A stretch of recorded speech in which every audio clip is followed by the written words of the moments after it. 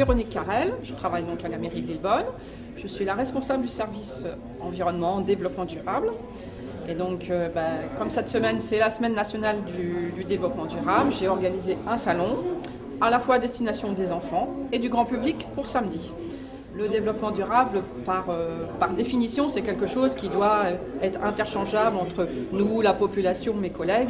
Et donc là, vraiment, moi, j'ai été très contente de cette journée. Donc aujourd'hui, nous accueillons 2 classes de l'école Glatigny. Donc en plus, ils sont super gâtés parce que y a vous aujourd'hui. On a Monsieur Bonal qui est un marchand de pommes sur Lillebonne et qui fait aussi du miel.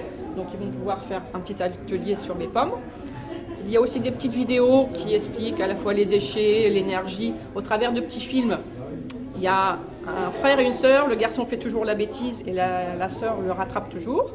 Et il y a toute l'exposition sur la biodiversité. Au sein de la mairie, on a fait ce que l'on appelle un agenda 21, c'est-à-dire que c'est un catalogue d'actions pour le 21e siècle. Ça s'appelle comme ça.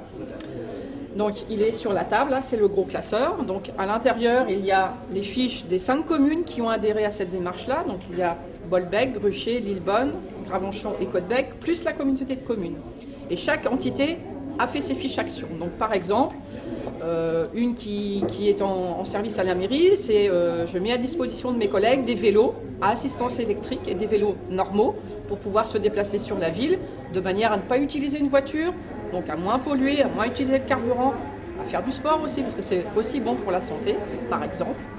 On essaye de travailler sur les photocopies, faire du recto-verso, éviter d'imprimer les documents qui ne sont pas utiles à l'impression.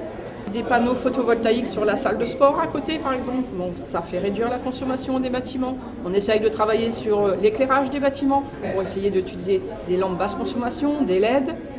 On a le projet de jardin pédagogique sur l'école Glatigny. Là, c'est un travail avec Christian. Une classe. Et ils ont travaillé de la conception du jardin sur papier, sur le terrain. Et je pense que la semaine prochaine, ils commencent leur plantation.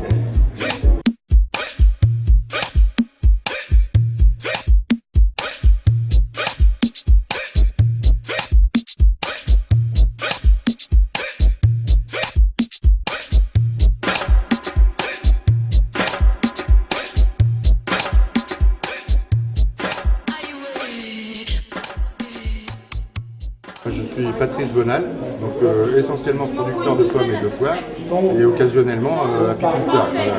Donc j'ai quelques ruches. Au début j'ai acheté des ruches pour la pollinisation, puis comme ça fait un produit de plus à vendre, j'ai augmenté le nombre de ruches pour maintenir une saison, quoi. Dans le raisonnement durable, il y a longtemps que j'y suis parce que je suis d'origine non agricole pour commencer.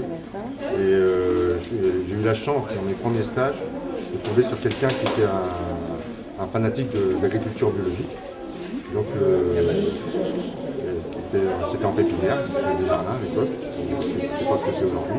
Et j'ai eu les grandes bases de tout ce que je fais aujourd'hui, la manière de travailler. Ça c'est de la Melrose.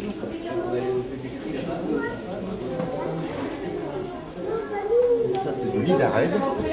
Ça se ressemble, c'est 2 variétés qui ont un parent commun.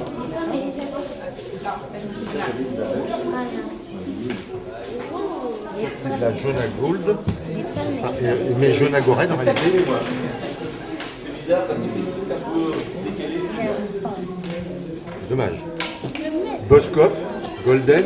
Le développement durable, je trouve que c'est quelque chose d'important. Parce qu'on est dans cet état d'esprit-là depuis longtemps, tout ce qui peut être utilisé, enfin, on a l'habitude de perdre beaucoup de choses. Donc il faut perdre le moins possible. Et tout ce qui peut être utilisé, il faut l'utiliser. Je pense qu'on n'a pas lieu de gaspiller des choses alors qu'on a ce qu'il faut sous la main. C'est une autre manière de faire, mais il faut s'y obliger. Par exemple, moi je sais que tous les bois, quand on renouvelle les pommiers, tous les bois sont utilisés pour le chauffage, les poteaux aussi, les cendres ils sont répandus dans le verger. Donc, bref, c'est toute une utilisation minimum de produits de synthèse.